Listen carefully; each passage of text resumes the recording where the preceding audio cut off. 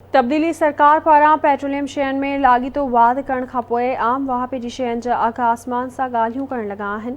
इन हवाले सां रिपोर्ट करे आहे नसीराबाद मां बशीर लिगारी।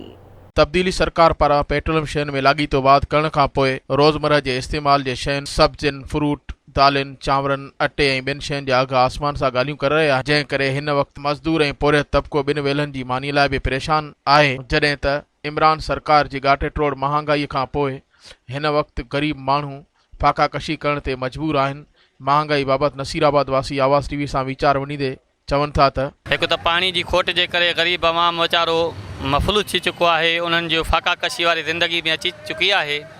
हिन वक़्तु जेका महांगाई जी सूरत थी आहे उन में माण्हू वीचारनि जो जीअण जंजाल कयो वियो आहे। ॿिनि वेलनि जी रोटी जे लाइ, पंहिंजे पेट जे लाइ पालण जे लाइ वीचारा परेशान आहिनि, जंहिंजे करे माण्हू ख़ुदकशी पिया कनि, जंहिंजे करे माण्हू पंहिंजा बचा पिया विकिणनि। खंड खे तव्हां ॾिसो, खंड जेको आहे उहा इमरान ख़ान जी हुकूमत जे अंदरि महांगी थी चुकी आहे।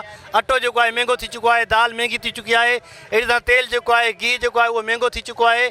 इमरान ख़ान कंहिं बि असांजे मामले जे अंदरि असांखे का बि सब्सिडी न ॾिनी आहे।